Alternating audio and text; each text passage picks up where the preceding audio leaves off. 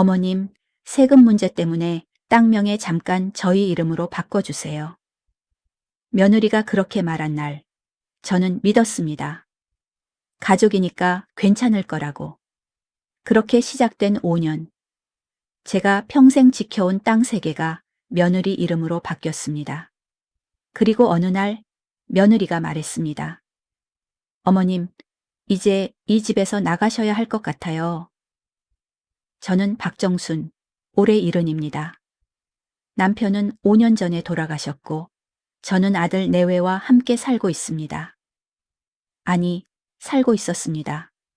남편이 돌아가시고 나서 제게 남은 건 시골 땅 3개뿐이었습니다. 아버지한테 물려받은 땅이었습니다. 1번 땅은 밭 500평, 2번 땅은 임야 1000평, 3번 땅은 나대지 300평. 시세로 따지면 총 6억 5천만 원 정도 되는 땅이었습니다. 적은 돈은 아니었지만 저는 그 땅을 팔 생각이 없었습니다. 아버지가 평생 농사 지으시며 지키신 땅이었으니까요. 남편 장례를 치르고 석 달쯤 지났을 때였습니다. 며느리 윤희가 조심스럽게 말을 꺼냈습니다. 어머님, 세금 문제로 상담 좀 받아보셨어요? 세금? 네, 상속세요. 땅이 3개나 되시니까 세금이 많이 나올 거예요. 저는 그런 건 생각도 못하고 있었습니다. 얼마나 나오는데? 제가 세무사 아는 분한테 물어봤는데요. 한 2억은 나올 것 같대요. 2억? 네. 그리고 매년 재산세도 내셔야 하고요. 며느리의 말을 듣고 걱정이 되기 시작했습니다. 저는 남편 유족연금으로 한 달에 100만 원을 받고 있었는데 거기서 2억을 어떻게 낸단 말입니까? 어떡하지? 어머님, 제가 좋은 방법 알려드릴게요. 며느리가 웃으며 말했습니다. 명의를 저희 이름으로 바꾸시면 세금을 절약할 수 있어요. 명의를? 네. 어차피 나중에 저희한테 물려주실 거잖아요. 그렇긴 하지. 지금 미리 명의를 바꿔 놓으시면 상속세도 안 내셔도 되고 재산세도 저희가 낼 수 있어요. 며느리의 말이 그럴듯하게 들렸습니다. 근데 그럼 땅이 너희 거가 되는 거 아니야?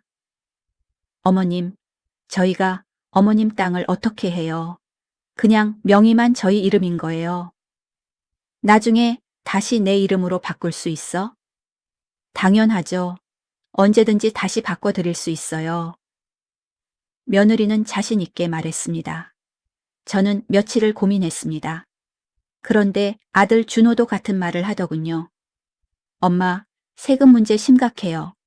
윤희 말대로 하시는 게 좋을 것 같아요. 정말 괜찮은 거니? 엄마, 저 믿으시죠? 아들의 눈빛이 진지했습니다. 저는 결국 고개를 끄덕였습니다. 알았어. 그럼 그렇게 하자.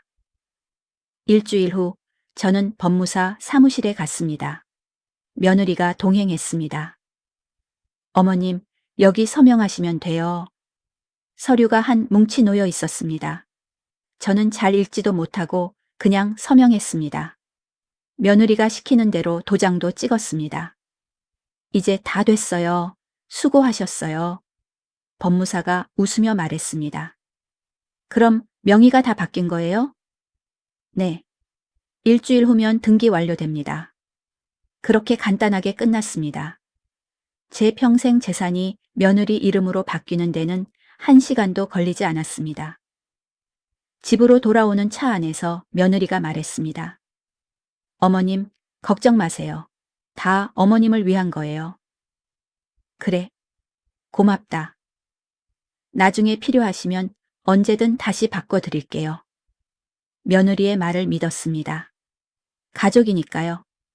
하지만 그게 제 인생 최대의 실수였습니다. 명예 이전 후 1년 정도는 괜찮았습니다.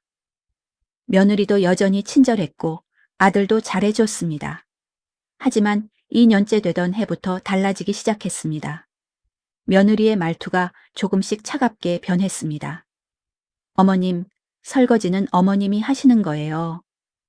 어머님, 청소 좀 해주세요. 먼지 너무 많아요. 어머님, 빨래는 어머님 것만 따로 하세요. 처음에는 그러려니 했습니다. 며느리도 직장 다니면서 힘들겠지 싶었으니까요. 그런데 3년째 되던 해, 더 심해졌습니다. 어머님, 요즘 어머님 방에서 냄새 나요. 청소 자주 하세요. 어머님, 저녁 6시까지는 식사 준비 다 해주세요. 저희 퇴근하는 시간 맞춰서요. 어머님, 손주들 학원 데려다 주실 수 있으시죠? 저는 일흔인데도 마치 가정부처럼 부려졌습니다. 4년째 되던 어느 날이었습니다. 저는 화장실에 가려다가 며느리의 전화 통화를 우연히 듣게 됐습니다. 며느리는 거실에서 친구와 통화하고 있었습니다. 응, 땅 명에 다 우리 이름으로 했어. 시어머니? 당연히 몰라. 나중에 내 거라고 생각하고 있지 뭐. 저는 그 자리에 얼어붙었습니다. 6억 5천? 아니, 지금은 땅값이 올라서 7억쯤 될걸? 팔 거야, 당연히. 우리 카페 차리려면 돈 필요하잖아. 응, 1년 안에 다 정리하고 카페 오픈할 거야. 전화를 끊는 소리가 들렸습니다.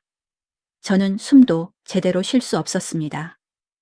땅을 팔겠다고? 내 땅을. 저는 그날 밤 한숨도 자지 못했습니다.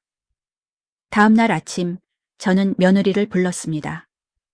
윤희야, 물어볼 게 있는데. 네, 어머님? 땅 명예. 그거 혹시 내 이름으로 다시 바꿀 수 있니? 며느리의 얼굴이 굳어졌습니다. 왜요, 갑자기? 그냥 내 이름이 있는 게 마음 편할 것 같아서. 어머님, 지금 바꾸면 또 세금 나와요. 그냥 두세요. 그래도 어머님, 어차피 다 저희 거 될 건데 뭐가 중요해요? 며느리의 목소리가 차갑게 식었습니다. 저는 할 말을 잃었습니다. 다 저희 거 될 건데. 그 말이 귓가에 맴돌았습니다. 그날 이후 저는 불안해지기 시작했습니다. 며느리의 전화 통화 내용이 자꾸만 떠올랐습니다. 땅을 팔겠다고 했어. 1년 안에 다 정리한다고. 저는 확인해야 했습니다. 하지만 어떻게? 며칠 후 저는 용기를 내서 동사무소에 갔습니다. 등기부등본 발급 받으려고요. 주소 알려주세요. 저는 떨리는 손으로 땅 주소를 적었습니다. 3개 땅 모두요. 신분증 주세요. 신분증을 건넸습니다. 직원이 컴퓨터를 두드리더니 고개를 갸우뚱했습니다. 어르신, 이 땅들 명의가 어르신 아니신데요? 네? 김윤희 씨로 되어 있어요. 가슴이 철렁했습니다. 물론 며느리 이름으로 바꾼 건 알고 있었지만 직접 확인하니 현실로 느껴졌습니다. 등기부 발급해 주세요. 네. 집으로 돌아와 등기부 등본을 펼쳤습니다. 1번 땅, 밭 500평. 2번 땅, 임야 1000평. 3번 땅, 나대지 300평. 3개 땅 모두 며느리 이름이었습니다. 5년 전 제가 서명했던 그날 바뀐 거였습니다. 저는 등기부등본을 보며 한참을 멍하니 앉아 있었습니다. 이제 정말 내 땅이 아니구나. 한 달이 지났습니다. 어느 날 오후 저는 거실에서 TV를 보고 있었습니다. 며느리가 현관문을 열고 들어오더니 전화를 받았습니다. 네, 맞아요. 토지 매매 건으로 연락드렸었는데요. 제 귀가 번쩍 뜨였습니다. 네, 임야 1000평이요. 2번 땅. 시세가 3억이라고요? 좀 적은데요. 3억 5천이요. 알겠어요. 생각해 볼게요. 며느리가 전화를 끊었습니다. 저는 심장이 두근거렸습니다. 땅을 팔려고 하고 있어. 며느리는 저를 보더니 방으로 들어갔습니다. 저는 숨도 제대로 쉴 수 없었습니다. 다음 날 아침 며느리가 나가고 나서 저는 며느리 방에 들어갔습니다. 죄송하지만 확인해야 했습니다. 책상 위에 서류가 놓여 있었습니다. 토지 매매 계약서, 초안. 매도인, 김윤희. 매매가 3억 5천만 원. 손이 떨렸습니다. 정말 팔고 있었어. 더 찾아봤습니다. 또 다른 서류가 있었습니다. 토지 매매 완료. 매도인, 김윤희. 매매가 2억 2천만 원. 1번 땅이 이미 팔렸다는 뜻이었습니다. 저는 그 자리에 주저앉았습니다. 벌써 팔았어. 내 땅을 내가 모르는 사이에. 그날 저녁 저는 며느리를 불렀습니다. 윤희야. 네, 어머님? 땅 말인데. 며느리의 얼굴이 굳어졌습니다. 1번 땅 팔았니? 며느리가 입을 다물었습니다. 대답해, 팔았어, 안 팔았어? 네. 왜? 저희가 필요해서요. 며느리의 목소리가 차가웠습니다. 윤희야, 그건 내 땅이야. 명의만 내 이름인 거지. 어머님. 며느리가 저를 똑바로 봤습니다. 법적으로는 제 땅이에요. 뭐? 등기부에 제 이름으로 되어 있잖아요. 그럼 제 땅이죠. 윤희야, 너 지금 무슨 소리 하는 거야? 어머님도 아시잖아요. 땅 명의는 저예요. 며느리가 차갑게 말했습니다. 그리고 이번 땅도 팔 거예요. 이미 계약 진행 중이에요. 윤희야, 저는 소리쳤습니다. 그 땅은 내 아버지가 평생 농사 지으시며 지키신 땅이야. 알아요. 근데 어쩔 수 없어요. 저희한테 돈이 필요하거든요. 돈? 네. 카페 차리려고요. 준호도 알고 있어요. 준호가 알고 있어? 네. 남편도 동의했어요. 저는 믿을 수 없었습니다. 아들도 알고 있었다는 게. 그날 밤 아들이 퇴근하고 들어왔습니다. 저는 아들을 불렀습니다. 준호야. 네, 엄마? 땅 판다는 거 알고 있었니? 아들이 고개를 숙였습니다. 네. 너도 동의했어? 엄마, 저희가 정말 돈이 필요해요. 준호야, 그 땅은 할아버지 땅이야. 네 할아버지가 평생 지키신 땅이라고. 알아요, 엄마. 근데 어쩔 수 없어요. 아들의 목소리가 작았습니다. 명의가 윤희 이름이니까 법적으로는 윤희 땅이에요. 법적으로? 저는 웃음이 나왔습니다.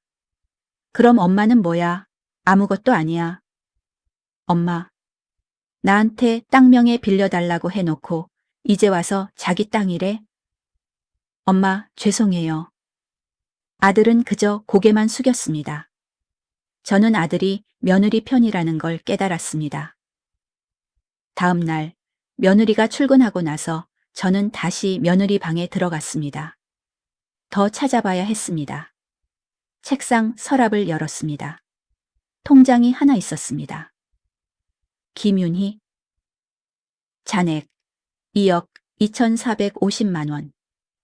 1번 땅판 돈이었습니다. 통장 거래 내역을 봤습니다. 출금 내역도 있었습니다. 7월 10일 출금 50천천 원 카페 인테리어. 7월 15일 출금 30천천 원 카페 장비. 8월 1일 출금 20천천 원 카페 보증금. 이미 1억 원을 썼습니다. 제 땅판 돈으로 카페를 차리고 있었습니다. 저는 통장을 내려놓고 한참을 멍하니 앉아 있었습니다. 이제 어떡하지? 일주일 후였습니다. 며느리가 저를 부르더니 말했습니다. 어머님, 말씀드릴 게 있어요. 뭔데? 이번 땅 계약 완료됐어요. 다음 주에 장음 받아요. 그리고 어머님, 며느리가 저를 똑바로 봤습니다. 솔직히 말씀드릴게요. 이 집도 사실 저희 거예요. 뭐? 이 집 등기 확인해 보셨어요? 준호 이름으로 되어 있어요. 그야. 내가 아들 이름으로 했지. 법적으로는 준호 거예요. 그럼 저희 부부 재산이죠. 며느리가 차갑게 말했습니다. 어머님, 솔직히 말씀드릴게요. 저희 불편해요. 불편하다고? 네. 어머님이 여기 계시면 저희가 자유롭지 못해요. 며느리의 말에 저는 숨이 막혔습니다. 그래서 어머님 요양원 알아봤어요. 요양원? 네. 괜찮은 대로요. 한 달에 200만 원 정도 하는데 괜찮더라고요. 너. 저는 말을 잇지 못했습니다. 어머님, 한 달 안에 결정해 주세요. 한 달? 네. 요양원 가시든지 아니면 다른 데 가시든지. 며느리가 일어섰습니다. 아, 그리고 3번 땅도 곧 팔 거예요.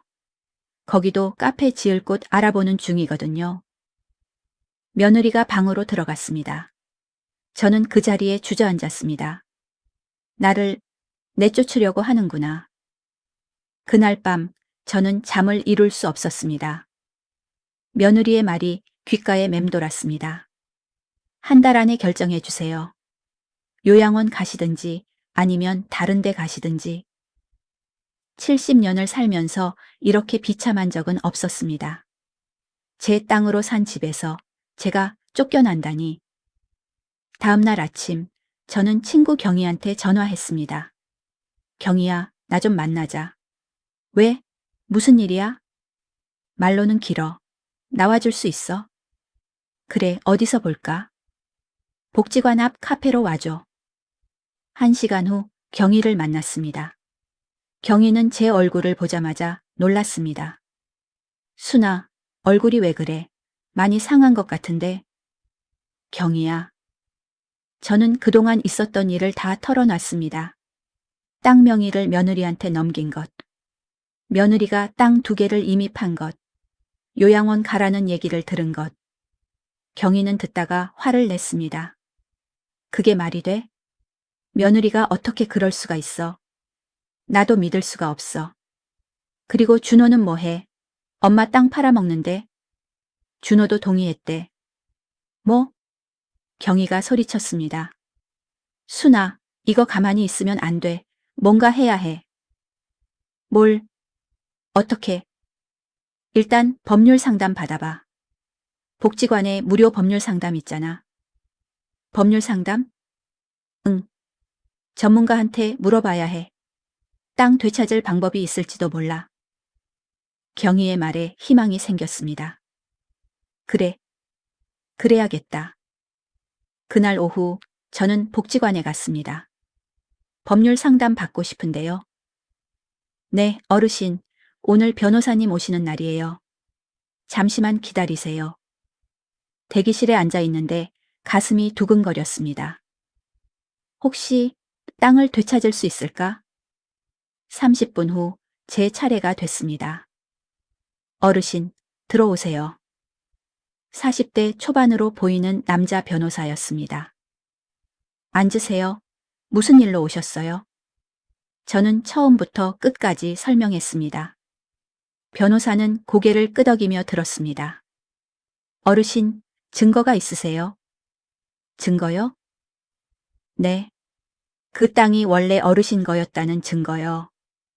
아버지한테 물려받았어요. 상속받은 거요. 상속 서류 있으세요?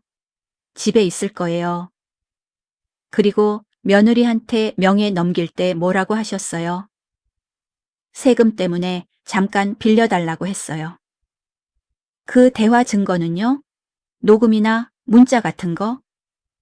저는 고개를 저었습니다. 없어요. 그냥 말로만. 변호사가 한숨을 쉬었습니다.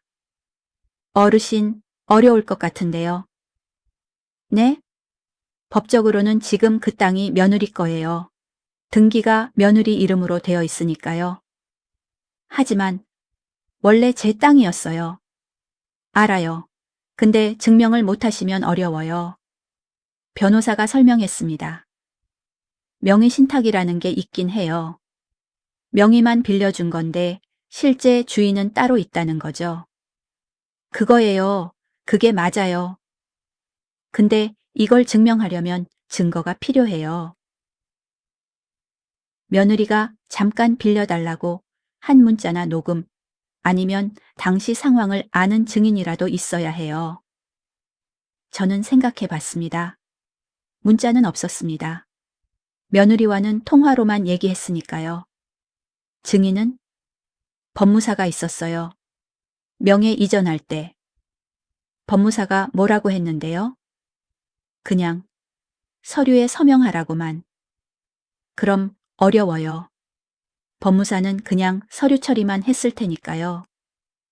변호사가 미안한 표정으로 말했습니다. 어르신, 한 가지 방법이 있긴 해요. 뭔데요? 4번, 땅이 아직 안 팔렸다고 하셨죠? 네. 그 땅만이라도 되찾으시는 게 좋을 것 같아요. 어떻게요? 일단 증거를 모으세요. 며느리와의 대화 녹음하시고 문자로 땅 돌려달라고 보내보세요. 그럼 돌려줄까요? 안 돌려줄 거예요. 근데 며느리가 뭐라고 답하는지가 중요해요. 변호사가 설명했습니다. 만약 며느리가 원래 어머님 땅이잖아요 라거나 빌린 거잖아요. 같은 답을 하면 그게 증거가 돼요. 아, 그리고 아버지 상속 서류도 찾으세요. 그게 있으면 원래 어르신 땅이었다는 걸 증명할 수 있어요. 알겠습니다. 어르신, 힘내세요. 아직 늦지 않았어요. 집으로 돌아와서 저는 다락방을 뒤졌습니다. 남편이 살아 계셨을 때 보관했던 서류들이 있었습니다. 먼지 쌓인 박스를 열었습니다. 온갖 서류가 나왔습니다. 통장, 영수증, 계약서. 한참을 뒤지다가 드디어 찾았습니다. 상속협의분할 서류 N's. 피상속인 박동철, 아버지. 상속인 박정순. 상속, 재산. 토지 1, 밭 500평. 토지 2, 임야 1,000평. 토지 3, 나대지 300평. 상속일. 1998년 3월 5일. 26년 전 서류였습니다. 저는 서류를 가슴에 안았습니다. 이게 증거야. 아버지가 나한테 물려주신 땅이라는 증거. 다음 날 저는 며느리한테 조심스럽게 말했습니다. 윤희야, 땅 얘기 좀 하자. 뭔데요? 4번, 땅은 아직 안 팔았지? 아직이요. 왜요? 그 땅만이라도 나한테 돌려줄 수 없니? 며느리가 웃었습니다. 어머님, 또 그 얘기예요? 윤희야, 제발. 안 돼요. 그 땅도 저희 거예요. 원래는 내 거였잖아. 너한테 명의만 빌려준 거지. 어머님, 증거 있어요? 며느리가 비웃듯이 말했습니다. 증거 없으면 그냥 입 다세요. 저는 핸드폰을 주머니에서 꺼냈습니다. 녹음 버튼을 눌렀습니다. 윤희야, 그럼 너는 나한테 땅 명예 빌려달라고 한 거 기억 안 나? 며느리가 잠시 멈칫했습니다. 그런 적 없어요. 분명히 세금 때문에 잠깐만 빌려달라고 했잖아. 어머님, 착각하시는 거예요. 며느리가 차갑게 말했습니다. 처음부터 저희한테 주신 거예요. 거짓말. 어머님 증명하세요. 법적으로요. 며느리가 일어섰습니다. 저 나가볼게요. 카페 인테리어 확인해야 해서요. 며느리가 나갔습니다. 저는 핸드폰 녹음을 멈췄습니다. 증거로는 부족했습니다. 며느리가 너무 영리했습니다. 그날 저녁, 저는 며느리한테 문자를 보냈습니다. 윤희야, 4번 땅만이라도 돌려줘. 그 땅은 할아버지가 평생 지키신 땅이야. 1시간 후 답장이 왔습니다. 어머님, 그 땅 이미 제 이름이에요. 돌려드릴 수 없어요. 저는 다시 문자를 보냈습니다. 윤희야, 명의만 빌려준 거잖아. 나중에 돌려준다고 했잖아. 이번에는 답장이 빨리 왔습니다. 어머님, 그런 약속 한 적 없어요. 어머님이 저희한테 주신 거예요. 저는 문자를 보며 한숨을 쉬었습니다. 며느리는 절대로 증거를 남기지 않으려고 했습니다. 다음 날, 저는 다시 변호사를 찾아갔습니다. 녹음 파일과 문자, 그리고 상속 서류를 보여줬습니다. 변호사는 서류를 꼼꼼히 봤습니다. 어르신, 이 상속 서류는 좋은 증거예요. 정말요? 네.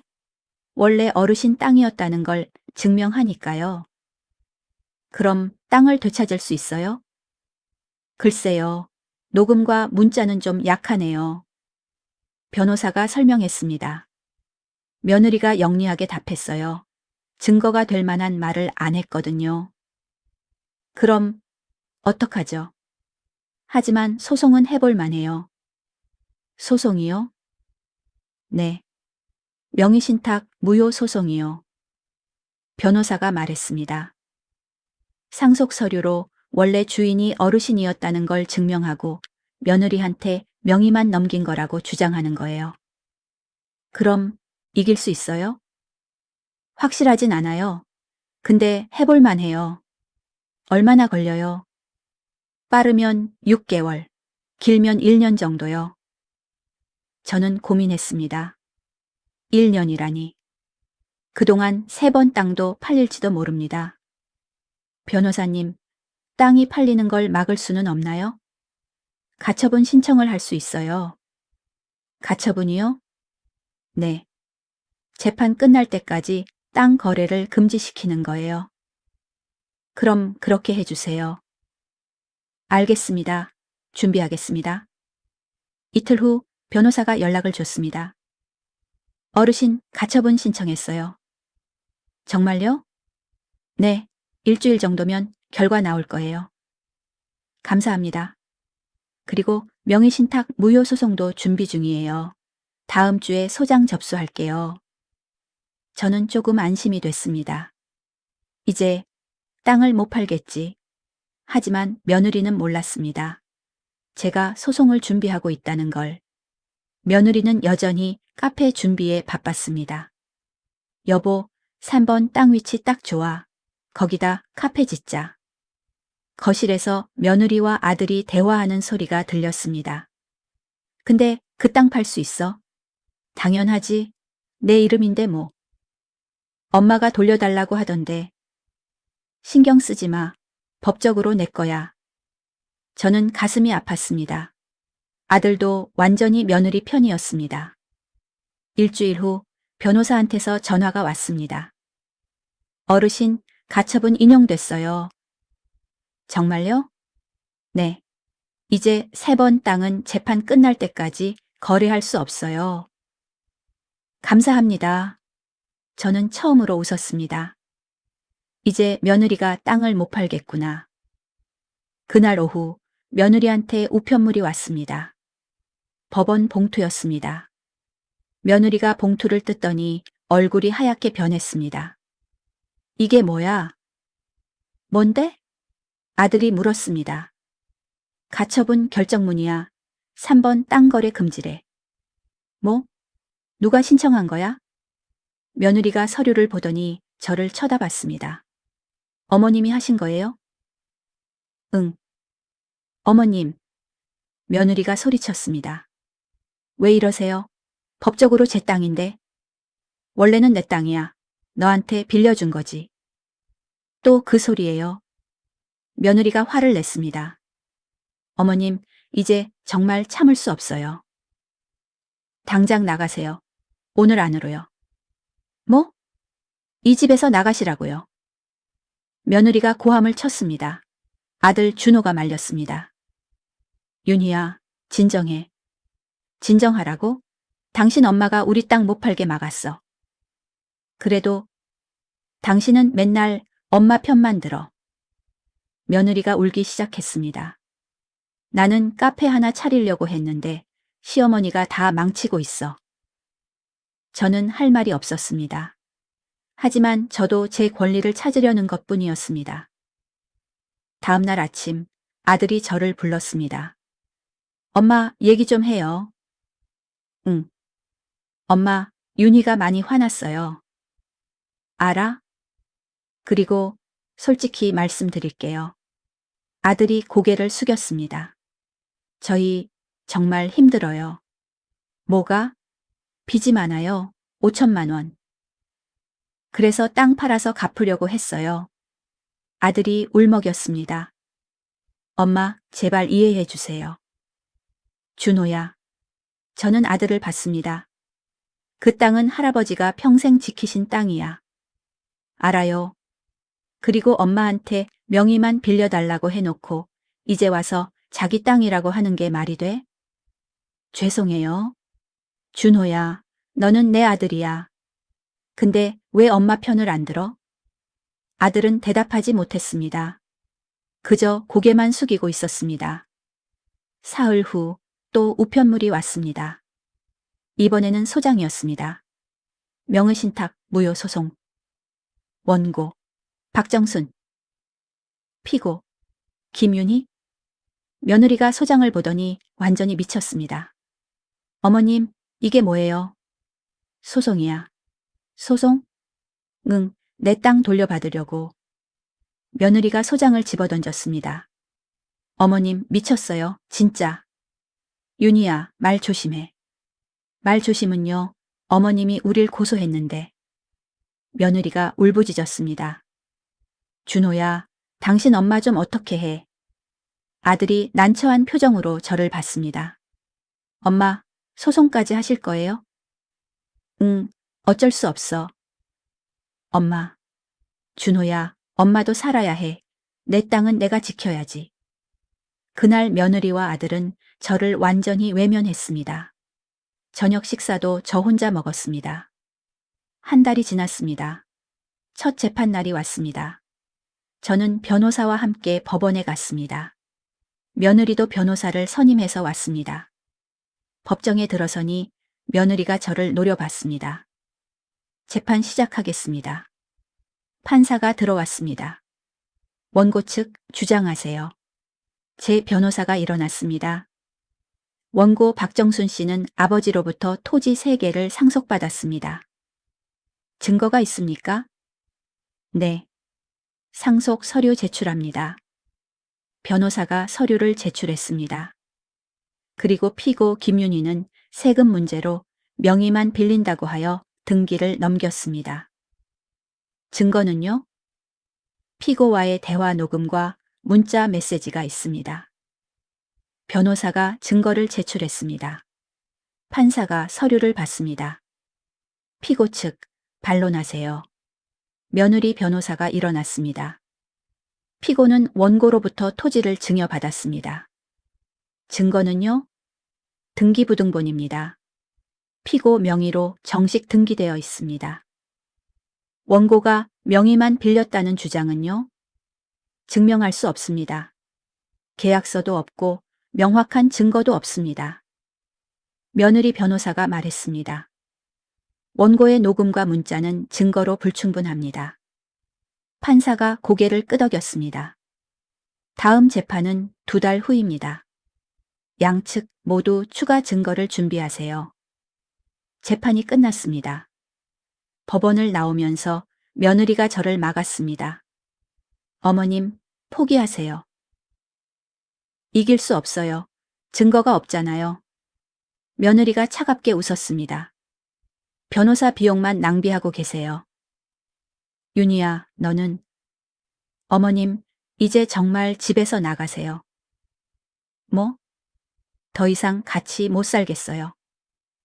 며느리가 돌아섰습니다. 저는 그 자리에 멍하니 서 있었습니다. 집으로 돌아왔지만 분위기는 최악이었습니다. 며느리는 저와 말도 하지 않았습니다. 아들도 저를 피했습니다. 저는 방에 혼자 있었습니다. 이길 수 있을까? 증거가 부족한가?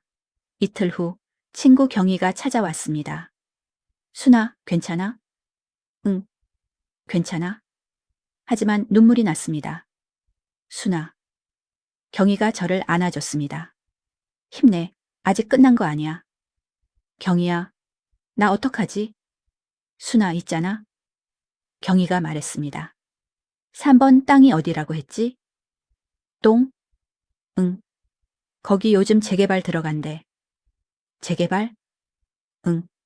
내가 뉴스에서 봤어. 똥 일대 재개발 확정됐다고. 저는 깜짝 놀랐습니다. 정말? 응. 한번 검색해봐. 저는 핸드폰을 꺼냈습니다. 인터넷에 동 재개발을 검색했습니다. 뉴스가 떴습니다. 동 재개발 구역 지정. 보상금 평당 1,000만 원. 평당 1,000만 원. 3번 땅은 300평. 1,000만 원 X. 300평. 30억 원. 저는 숨이 막혔습니다. 30억. 순아, 그 땅. 내 거 맞지? 응, 소송 중이야. 그럼 빨리 소송 이겨야 해. 경희가 저를 흔들었습니다. 30억이야, 30억. 저는 처음으로 희망을 느꼈습니다. 30억. 만약 내가 이기면. 다음 날 저는 변호사한테 전화했습니다. 변호사님, 3번 땅이 재개발 구역이래요. 네? 정말요? 네, 보상금이 30억이래요. 30억이요? 변호사도 놀란 것 같았습니다. 어르신, 이거 큰일인데요. 그렇죠? 네. 며느리가 이 사실 알면 절대 안 놓을 거예요. 어르신, 빨리 이겨야 해요. 재개발 조합이 토지 매입 들어가기 전에요. 어떻게 해야 하죠? 증거를 더 찾아야 해요. 변호사가 급하게 말했습니다. 당시에 명예 이전할 때 같이 있었던 사람 없어요? 법무사만 있었어요. 법무사한테 물어봐야겠어요. 법무사가 기억할까요? 5년이나 됐는데. 어쨌든 확인해 봐야죠. 변호사는 당시 법무사 사무실을 찾아갔습니다. 이틀 후 연락이 왔습니다. 어르신, 법무사 만났어요. 뭐래요? 기억은 안 난대요. 워낙 오래전이라서. 근데 당시 서류가 남아있대요. 서류요? 네. 법무사는 모든 거래를 기록으로 남기거든요. 변호사가 설명했습니다. 당시 상담 메모가 있는데 거기 적혀 있대요. 뭐가요? 세금 절약 목적의 일시적 명예 신탁이라고요. 저는 가슴이 뛰었습니다. 그럼 그게 증거가 되나요? 네, 이거면 충분해요. 변호사가 신이 나서 말했습니다. 법무사 상담 메모는 공신력 있는 증거거든요. 정말요? 네, 이제 이길 수 있어요. 저는 눈물이 났습니다. 드디어 희망이 생겼어. 하지만 며느리는 재개발 소식을 들었습니다. 사흘 후 며느리가 신문을 보고 있었습니다. 갑자기 비명을 질렀습니다. 여보, 이거 봐. 왜? 3번 땅 재개발된대. 아들이 달려왔습니다. 정말? 응, 보상금이 30억이래. 30억? 부부가 흥분했습니다. 여보, 우리 대박 나는 거 아니야? 그러게. 며느리가 웃었습니다. 그런데 갑자기 얼굴이 굳어졌습니다. 아, 근데 왜? 소송 중이잖아. 그리고 가처분 걸려서 못 팔잖아. 며느리가 좌절했습니다. 어떻게? 저 할머니 때문에. 그때 며느리가 저를 봤습니다. 저는 방에서 나오다가 며느리와 눈이 마주쳤습니다. 며느리의 눈빛이 차가웠습니다. 그날 저녁 며느리가 저를 불렀습니다. 어머님. 왜? 얘기 좀 해요. 며느리의 얼굴에 억지 웃음이 있었습니다. 어머님, 그동안 제가 너무 했어요. 사과드릴게요. 정말 죄송해요. 갑자기 태도가 바뀌니 의심스러웠습니다. 그래서? 어머님, 소송 취하해 주세요. 그러면 3번 땅 반반씩 나눠요. 며느리가 말했습니다. 30억이면 15억씩이잖아요. 괜찮죠? 안 돼. 네? 전부 내 거야. 어머님, 며느리의 얼굴이 굳어졌습니다. 어머님, 욕심 너무 심하신 거 아니에요? 욕심? 저는 웃었습니다. 내 땅인데 내가 욕심 부리는 거야? 그래도 반은 저희 줘야죠. 왜? 너희가 한 게 뭐가 있는데? 저희가 관리했잖아요. 관리? 명의만 내 이름이었을 뿐이지. 저는 단호하게 말했습니다. 윤희야, 이제 그만해. 재판에서 보자. 며느리가 이를 갈았습니다. 일주일 후 재개발조합에서 토지 소유자들한테 통보가 왔습니다. 며느리 앞으로 우편물이 왔습니다.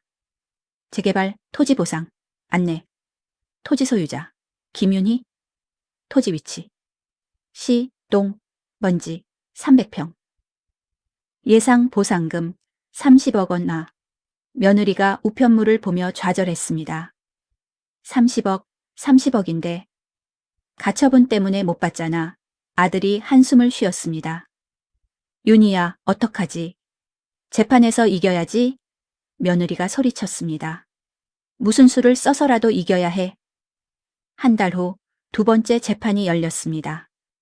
저는 변호사와 함께 법정에 갔습니다. 며느리도 변호사와 함께 있었습니다. 재판 시작하겠습니다. 판사가 들어왔습니다. 원고 측 추가 증거 있습니까? 제 변호사가 일어났습니다. 네. 당시 명예 이전을 담당했던 법무사의 상담 메모를 제출합니다. 변호사가 서류를 제출했습니다. 판사가 서류를 받습니다. 세금 절약 목적의 일시적 명예 신탁이라고 적혀 있네요. 네. 원고가 피고에게 명의만 빌려준 것이 명확합니다. 며느리 변호사가 반박했습니다. 법무사 메모는 법무사의 주관적 판단일 뿐입니다. 아닙니다. 법무사는 거래 내용을 정확히 기록할 의무가 있습니다. 제 변호사가 말했습니다. 그리고 원고는 상속 서류로 원 소유자임을 증명했습니다. 판사가 고개를 끄덕였습니다. 피고 측 더 할 말 있습니까? 며느리 변호사가 당황했습니다. 그래도 충분히 들었습니다. 판사가 망치를 두드렸습니다. 판결은 한 달 후에 선고하겠습니다. 법원을 나오면서 변호사가 말했습니다. 어르신, 이길 것 같아요. 정말요? 네. 법무사 메모가 결정적이었어요. 저는 가슴이 두근거렸습니다. 드디어 내 땅을 되찾는구나. 하지만 며느리는 포기하지 않았습니다. 그날 밤 며느리가 제 방에 들어왔습니다. 어머님. 왜? 며느리가 무릎을 꿇었습니다. 제발. 소송 취하해 주세요. 저희 정말 힘들어요. 빚도 많고. 며느리가 울기 시작했습니다. 어머님, 저희한테도 좀 남겨주세요. 반만이라도. 윤희야. 저는 며느리를 봤습니다. 너는 지난 5년 동안 나한테 뭐 했어? 내 땅 2개 팔아서 5억 썼잖아. 죄송해요. 그리고 나보고 집에서 나가래. 그건 요양원 보내려고 했잖아. 저는 차갑게 말했습니다. 윤희야, 이제 너희가 대가를 치를 차례야. 어머님, 나가. 며느리가 일어나 나갔습니다. 한 달이 지났습니다. 판결 날이 왔습니다. 저는 떨리는 마음으로 법원에 갔습니다. 며느리도 와 있었습니다. 판결을 선고하겠습니다. 판사가 판결문을 읽기 시작했습니다. 원고 박정순과 피고 김윤희 간의 명의신탁 무효 확인 청구 사건. 법무사 상담 메모와 상속 서류를 종합한 결과 원고가 피고에게 일시적으로 명의를 신탁한 것이 명확합니다. 따라서 본법원은 다음과 같이 판결합니다. 판사가 망치를 들었습니다. 원고 승소. 피고는 토지, 시, 동, 먼지, 300평에 대한 소유권을 원고에게 반환하라. 망치 소리가 울렸습니다. 저는 눈물이 났습니다. 이겼어. 드디어 이겼어. 며느리는 그 자리에 주저앉았습니다. 안 돼, 안 돼. 며느리가 울부짖었습니다. 법원을 나오면서 변호사가 축하했습니다. 어르신 축하드려요. 감사합니다. 정말 감사합니다. 이제 등기 회복하시면 돼요. 네. 그리고 재개발 보상금도 받으실 수 있어요. 변호사가 웃었습니다. 30억이요. 저는 믿을 수가 없었습니다. 70년을 살면서 이런 큰 돈을 받게 될 줄은 몰랐습니다. 판결 다음 날 저는 등기소에 갔습니다. 변호사와 함께였습니다. 어르신, 이제 명예 회복하시면 돼요. 네. 등기 직원이 서류를 처리했습니다. 판결문 확인했습니다. 등기 이전 진행하겠습니다. 1시간 후 등기가 완료됐습니다. 토지 소유자 박정순. 5년 만에 제 이름으로 돌아왔습니다. 저는 등기부등본을 받아들고 눈물을 흘렸습니다. 아버지, 제가 지켰어요. 땅을 지켰어요. 집으로 돌아가는 길이었습니다. 며느리한테서 전화가 왔습니다. 어머님, 왜? 등기 이전하셨어요? 응? 며느리가 한참 말이 없었습니다. 어머님, 제발, 저희한테도 조금만. 안 돼. 어머님, 윤희야, 이미 늦었어. 저는 전화를 끊었습니다. 집에 도착하니 며느리와 아들이 거실에 앉아 있었습니다. 며느리의 눈이 빨갛게 부어 있었습니다. 어머님, 오셨어요. 아들이 조심스럽게 말했습니다. 응. 엄마, 우리 얘기 좀 해요. 할 얘기 없어. 엄마. 아들이 소리쳤습니다. 엄마, 30억이면 저희한테도 좀 나눠주실 수 있잖아요. 왜? 저희도 가족이잖아요. 가족? 저는 웃었습니다. 준호야, 너희가 나한테 가족처럼 했어? 나보고 집에서 나가래, 요양원 가래. 그게 가족이 할 짓이야? 아들이 고개를 숙였습니다. 며느리가 입을 열었습니다. 어머님, 그건 제가 잘못했어요. 알아. 정말 죄송해요. 제가 미쳤었어요. 며느리가 무릎을 꿇었습니다. 어머님, 제발 용서해 주세요. 그리고 돈 좀. 조금만. 얼마? 열억만이라도. 열억? 저는 믿을 수가 없었습니다. 30억 중에 열억 달라고? 네, 저희 빚도 갚고 카페도 차려야 해서. 윤희야, 저는 차갑게 말했습니다. 너희가 내 땅 2개 팔아서 5억 썼잖아. 그거로 충분해. 더 이상 줄 거 없어. 어머님, 며느리가 울부짖었습니다. 저희 어떻게 살라고요? 알아서 해. 내가 알 바 아니야. 저는 방으로 들어갔습니다. 뒤에서 며느리가 우는 소리가 들렸습니다. 이틀 후 재개발 조합에서 연락이 왔습니다. 박정순 어르신이시죠? 네. 토지보상 계약하러 오실 수 있으세요? 네, 갈게요. 다음 날 저는 조합 사무실에 갔습니다. 어르신, 이쪽에 앉으세요. 직원이 서류를 펼쳤습니다.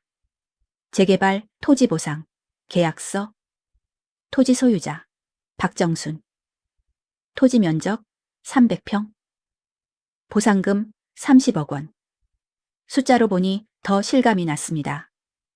어르신, 여기 서명하시면 돼요. 저는 떨리는 손으로 서명했습니다. 계약 완료됐습니다. 한 달 안에 보상금 입금해 드릴게요. 감사합니다. 집으로 돌아오는 길에 경희한테 전화했습니다. 경희야? 순아, 어떻게 됐어? 계약했어. 30억. 와, 정말? 응, 한 달 후에 입금된대. 순아, 축하해. 정말 잘 됐다. 경희가 기뻐했습니다. 순아, 이제 어떻게 할 거야? 집 나갈 거야. 집을? 응, 더 이상 여기 있을 수 없어. 저는 결심했습니다. 30억이 생긴 지금 더 이상 며느리 눈치 볼 필요가 없었습니다. 집에 도착하니 며느리가 현관에서 기다리고 있었습니다. 어머님, 다녀오셨어요? 응. 계약 하셨어요? 응. 며느리의 얼굴이 창백해졌습니다. 정말 저희한테는 한 푼도 안 주실 거예요? 그래. 어머님, 어머님은 너무하세요. 며느리가 울기 시작했습니다. 저희도, 저희도 살아야 하잖아요. 윤희야. 저는 며느리를 똑바로 봤습니다. 너희는 이미 웍 썼어. 내 땅 2개 팔아서 말이야.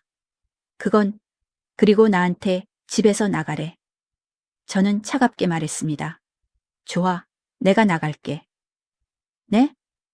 며느리가 깜짝 놀랐습니다. 어머님, 무슨 말씀이세요? 내가 이 집에서 나간다고. 대신 준호야. 저는 아들을 불렀습니다. 거실에 있던 아들이 나왔습니다. 네, 엄마? 이 집 말이야. 네? 이 집 등기 확인해 봤어.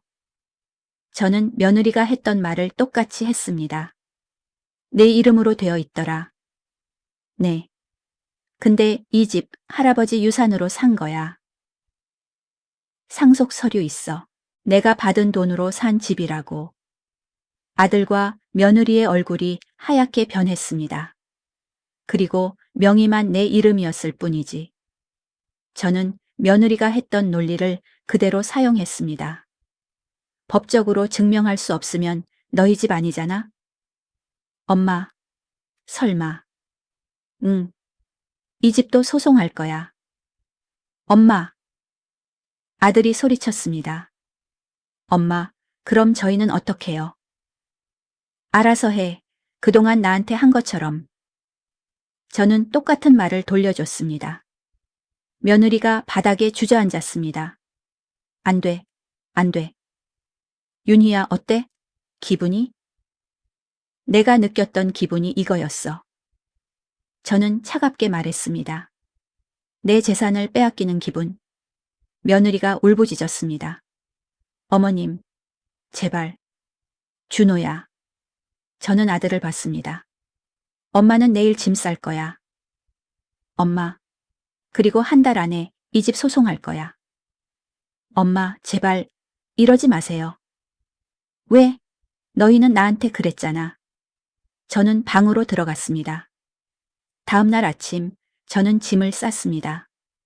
70년을 살면서 모은 것들이 박스 10개에 들어갔습니다. 생각보다 많지 않았습니다. 이사짐 센터를 불렀습니다. 어르신, 어디로 가세요? 서울이요, 강남으로요. 이미 전세집을 구해놨습니다. 보증금 10억 원짜리 오피스텔. 남은 20억은 예금할 생각이었습니다. 엄마, 정말 가시는 거예요? 아들이 울먹이며 물었습니다. 응. 엄마, 저희 어떡해요? 준호야, 너는 45이야. 이제 네가 알아서 살아. 저는 마지막 박스를 들었습니다. 그리고 이 집 소송 준비하고 있어. 변호사랑 상담 끝났어. 며느리가 현관에 쓰러져 있었습니다. 어머님, 제발. 저는 며느리를 내려다봤습니다. 윤희야, 그동안 고마웠어. 내 땅 관리해줘서 말이야. 저는 비웃으며 말했습니다. 덕분에 30억 받았어. 며느리가 오열했습니다. 저는 현관문을 닫았습니다. 이사차를 타고 출발하면서 뒤를 돌아봤습니다. 50년을 산 집이었습니다. 하지만 아쉽지 않았습니다. 오히려 후련했습니다. 드디어 자유야. 강남 오피스텔에 도착했습니다. 30층 높이 한강이 한눈에 보이는 곳이었습니다. 어르신, 여기에요? 이사짐 센터 아저씨가 놀라며 물었습니다. 네, 여기요. 와, 여기 전세 비싼 곳인데요? 그래요? 네, 10억은 될걸요? 저는 웃었습니다. 10억. 예전 같았으면 상상도 못할 돈이었는데 이제는 제게 있는 돈이었습니다. 짐을 다 풀고 나니 해가 지고 있었습니다. 창밖으로 한강이 보였습니다. 석양이 강물에 반짝였습니다. 정말 꿈 같아. 70년을 살면서 이런 집에 살게 될 줄 몰랐습니다. 다음 날 은행에 갔습니다. 20억 예금하려고요. 네? 20억이요? 직원이 놀랐습니다. 네. VIP실로 안내해 드리겠습니다. VIP실에서 지점장이 직접 나왔습니다. 어르신, 어떤 상품으로 하시겠어요?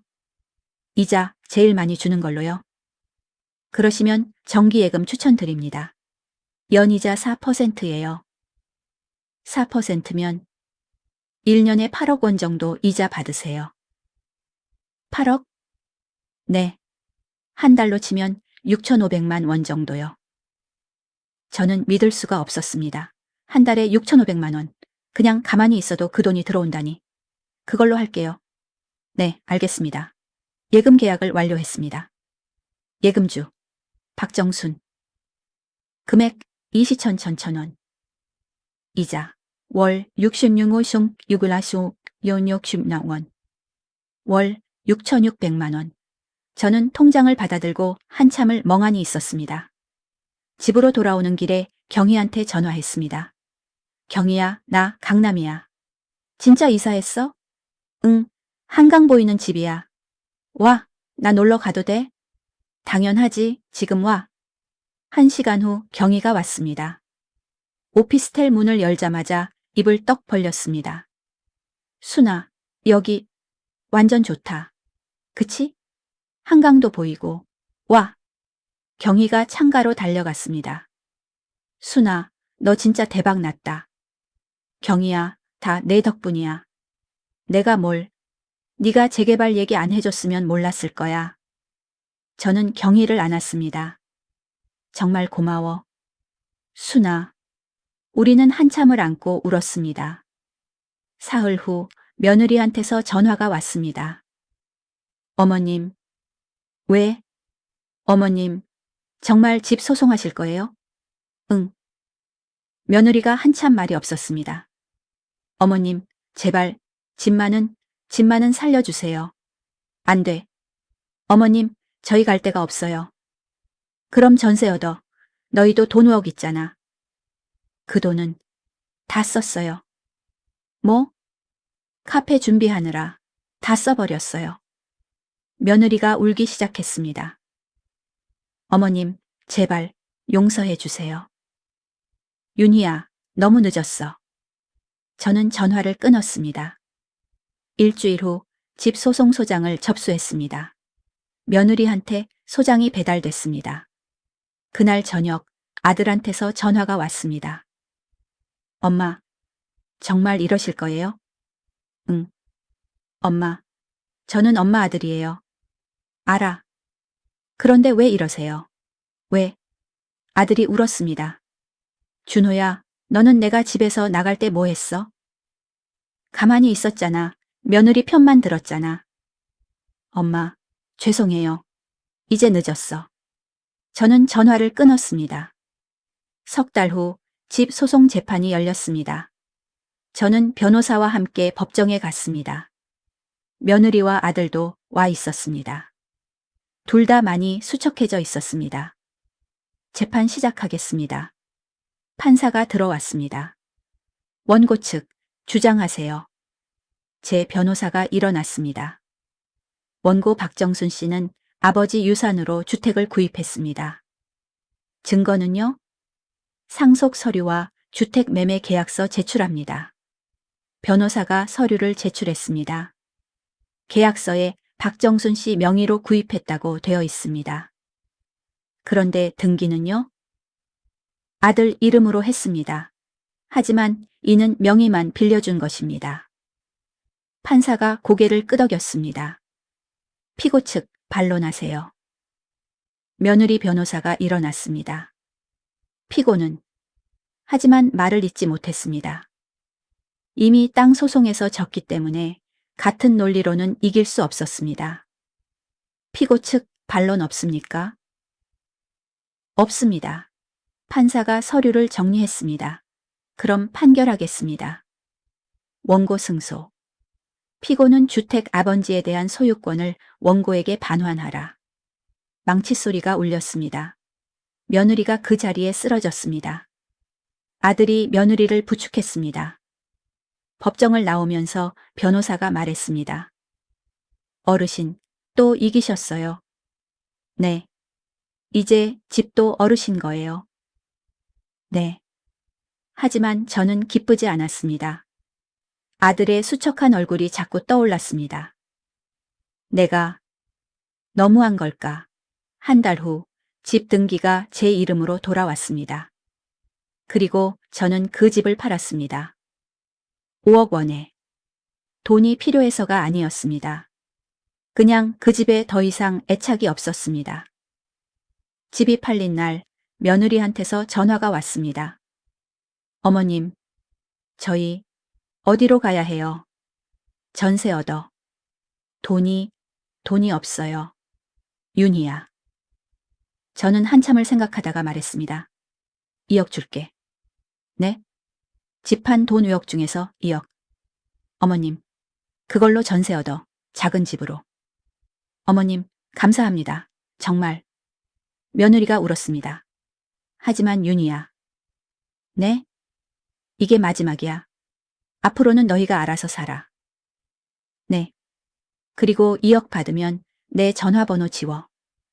어머님, 이제 남처럼 살자. 저는 전화를 끊었습니다.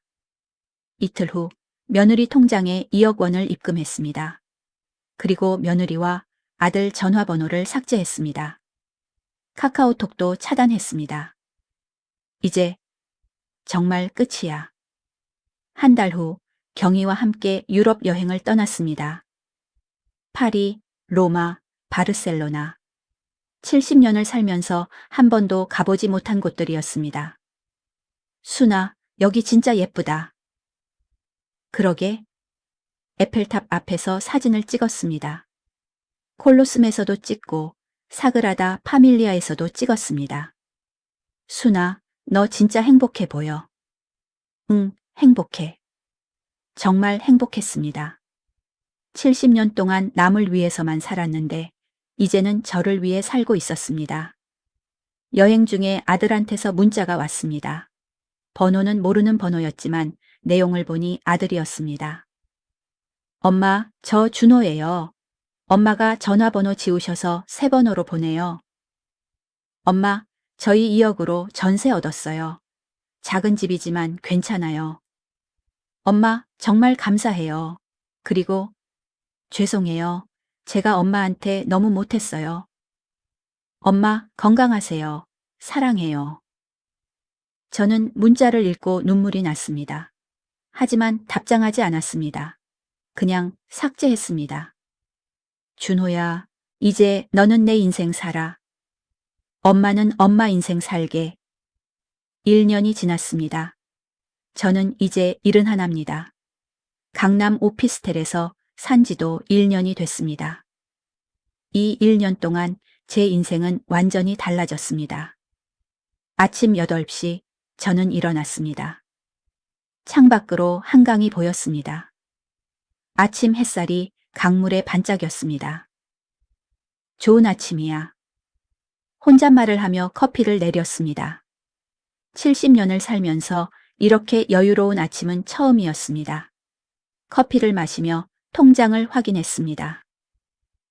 예금 이자 입금 6원. 한 달에 6,600만 원. 1년 동안 8억 원이 모였습니다. 쓰지도 못할 만큼 많은 돈이었습니다. 이 돈으로 뭘 하지? 오전 10시 경희가 놀러 왔습니다. 순아, 경희야 왔어? 응, 오늘 뭐 할까? 백화점 갈까? 옷 좀 사러.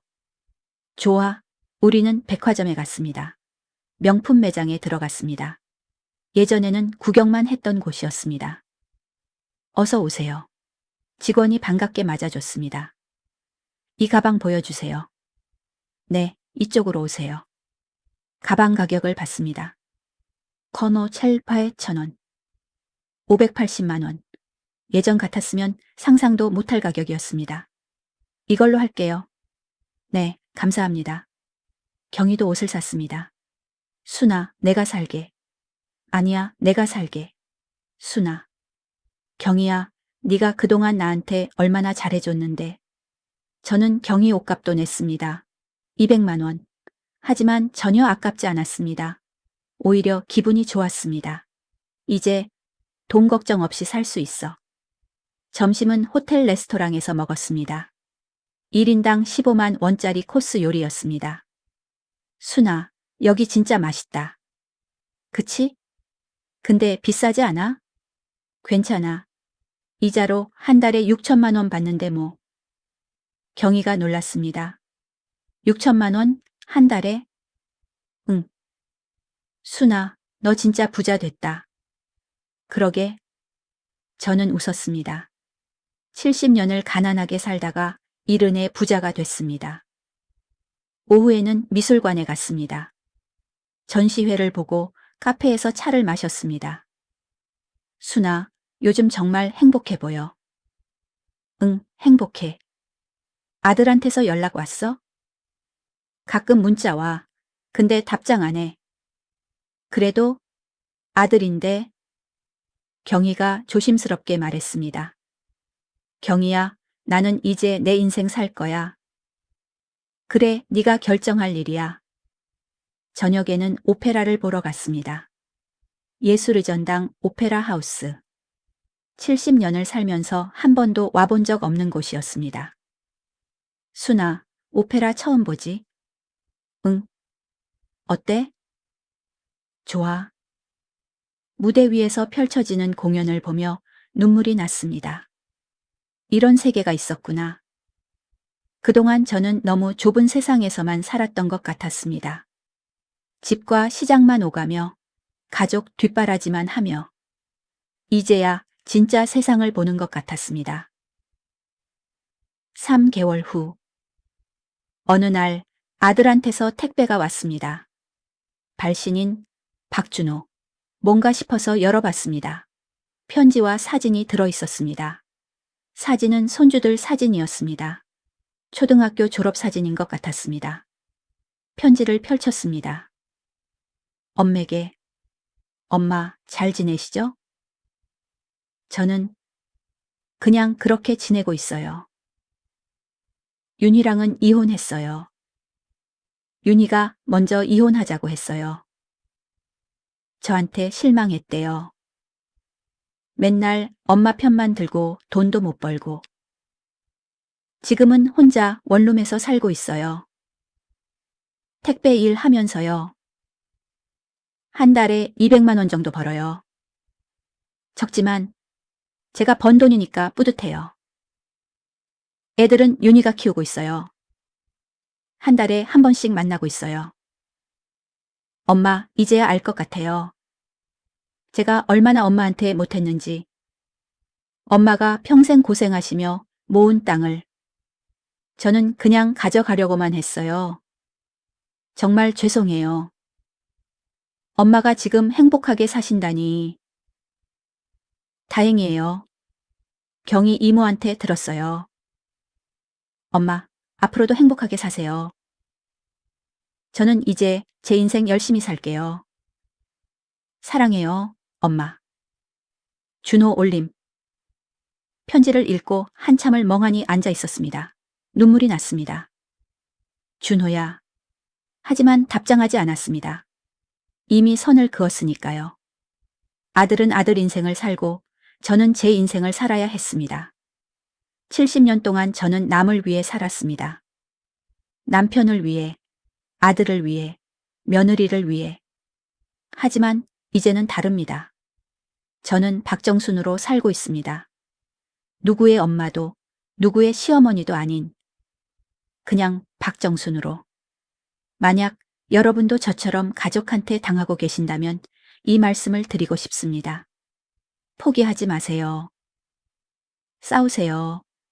여러분의 권리를 지키세요. 제가 했던 것처럼 1. 등기부등본을 확인하세요. 내 재산이 맞는지. 증거를 모으세요. 상속서류, 녹음, 문자. 3. 법률 상담을 받으세요. 무료 법률 상담소. 소송을 하세요. 명의신탁 무효. 가처분 신청하세요. 재산 처분 막기. 가족이라도 잘못된 건 잘못된 겁니다. 여러분 인생은 여러분이 지켜야 합니다. 70대도 80대도 늦지 않았습니다. 지금이라도 시작하세요.